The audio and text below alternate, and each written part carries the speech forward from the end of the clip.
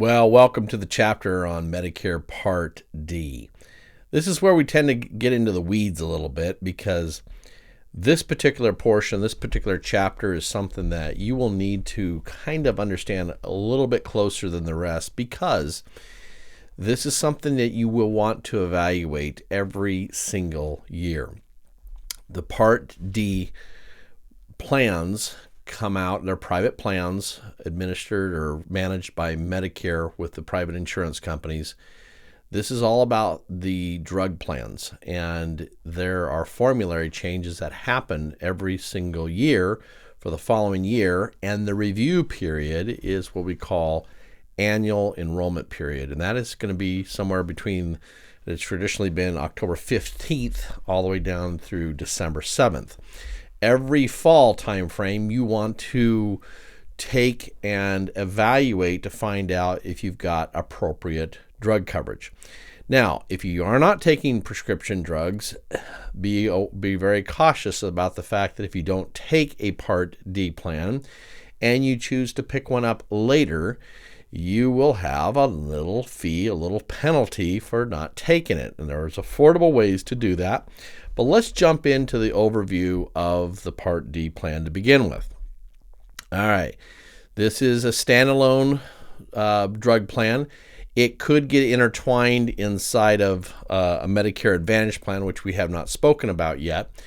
And these are types of drugs are going to be basically based on tiers, and it's going to be these are the prescriptions that you would get down at the pharmacy on an outpatient basis. All right, and commercially available vaccines not covered by Part B. So there's a fine line that takes place in terms of if you're getting it down at the drugstore, more than likely it's going to be a Part D drug. There are tiers that go on. There's a formulary that you will want to really take advantage of, and the tiers are all going to be based on, you can see tier 1, tier 2, tier 3, tier 4, tier 5, and the formularies are going to be based upon which tier each and every drug is. And many don't realize is that different drugs may be on different tiers with different companies. And so I'll show you in a moment here how to best understand that as we move forward. So during the year, there is a sliding scale here that you have a deductible on your plan, on your Part D card, okay? And there's going to be a deductible there, and then the initial coverage up to $4,430 at the time of this recording of the total drug costs. We're going to move into getting some coverage at that point, that initial coverage, right? But then when you move on in past that, and you now have up to $7,050 to be exact of out-of-pocket costs, you're now going into what they call a donut hole. And then after you come out of that, why it is what we call catastrophic coverage. Very few people get out that far, but I do have clients from time to time that are into the coverage donut hole, if you will, as has been noted. But most people are staying within their deductible or through that initial coverage along the way. And one thing about Part D is you have to be enrolled in Part A and Part B. You got to have both to make it work. So remember in the last chapter, we talked about that trigger of Part B. Part B is going to trigger Part D. So not automatically, but you can't get a Part D plan without a Part B plan. Try saying that. There's going to be pharmacy networks involved, and coverage and costs are going to vary by the plan. And this too, if you do not take, as I just said earlier, if you don't take a Part D card, you could have a late enrollment penalty later down the road if you decide to pick one up later. Okay, so let's jump over into the document here, and you can find in your Medicare and U book, you can find the details on Part D over on page 79. All right, page 79, and you can thumb through there a little bit there as to you'll see the enrollment periods there. That's where you'll see the drug coverage included. And you can see that even they are putting some things about important. But one thing they are actually noting there is they're noting a Medicare.gov, okay? And I thought it'd be good if we would look at that as well. And I'd like to really take a peek at Medicare.gov, kind of show you a little bit about that, because when it comes to managing Part D, the drug plans, I am a big advocate of having everyone get on to Medicare.gov, open yourself an account, and get yourself, and every year in the fall, just do a quick snippet of, are you on the best plan or not? So let's just take a peek and get ourselves into Medicare.gov to take a look at how this works. Okay, so we're on the Medicare.gov website here, and it obviously will change over the course of time, but you can see that every year during the annual enrollment period, I recommend checking in the drug plans. And so this is where, if you get yourself your own Medicare sign-in, you can jump in here as your own account, but this is another way to do it here. So it's just find plans now. And then, you can find, you just plug in whatever zip code you're in, and now you're looking for a drug plan. Okay, so there's the Medicare drug plan Part D, as we've been talking about, and then we hit find plans, and looks like this needs to be, and then it'll ask, do you want help with your costs? And you can put whatever, I'm not sure. We'll just put that in here, I'm not sure. And we want to continue without, in this scenario, do you want to see your drug costs when you compare your plans? And I say yes, let's do that. Great, yeah, that's fine. And then here's where we put in some kind of drug plan. I don't know. You can actually just type in whatever it is. Let's type in a drug, and let's just add drug here.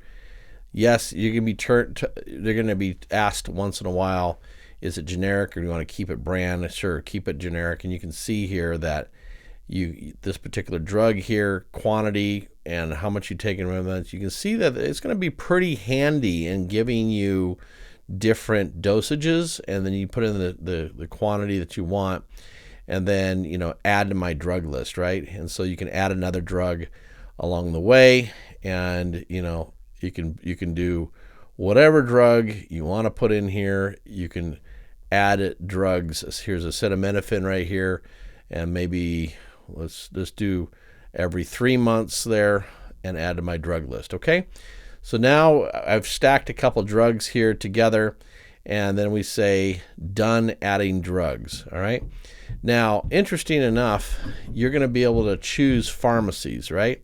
I would always say definitely throw in the mail order pharmacy option, right? And then certainly, you can choose a Rite Aid, you can choose a Walmart or whatever. And then after saying that, then you say, all right, I'm done. It's going to start loading up the drugs, okay? Now, this is where it's really going to be key. When we get to this page, this is where in the upper right-hand corner, you're going to see sort plans by lowest yearly drug deductible, lowest drug and premium costs, or lowest monthly premium. All right. I always make sure to do the lowest drug and premium cost. And I want to be very clear about this lowest drug and premium cost. And that is, you are going to you need to recognize the fact that having that lowest drug cost is going to be both the drugs itself that you're paying at the counter and the card cost, okay? It's important that we understand that.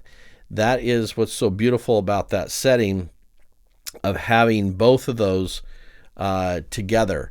That is when you sort that thing, that's what you want to be sorting it by. So there's that lowest drug and premium cost, and then it's going to show, here's a particular card for $160. You'll see all the cards listed here by premium, but at the same time, we are looking for see if you see my mouse, seeing my mouse anywhere on here. You're seeing that the total drug and premium cost, that dollar value is what you're looking for. That's the dollar value of both paying for the card as well as paying for the drugs. Very, very key to look at. The deductibles will be sitting there. You can scan through and you see the deductibles generally are about all the same, so there's nothing there. We're just looking for the least expensive total drug and premium cost, okay? I hope that rings well. It's a weird way of thinking, and I've dealt with a lot of people over the course of time with it, and I want to make sure that you're clear as to when you finally get in here to Medicare.gov that we're able to sort it by the lowest drug and premium costs. So as a matter of recap, we've covered so far Part A, which was our hospitalization, and we talked about that in detail. And then we also talked about, we spent quite a bit of time on Part B, which is the outpatient stuff, right? We talked about all the doctors and therapies and all that stuff that goes on in an outpatient setting. And then we just now reviewed Part D as in dog, which is the pharmaceutical down at the pharmacy. And we found out that the best way to do that is to look over at Medicare.gov. Every single October 15th through December 7th, you're looking at that to find out what the best plan is to start up on January 1 of the following year, okay? Very, very important that you do that. Some clients, I do that, I walk them through that to make sure that we're finding out the amount of savings that's involved by merely doing a quick check. Because as I said, don't get married to your Part D plan. They do change from year to year. The formularies are changing, and so we want to do a quick check on that. Okay?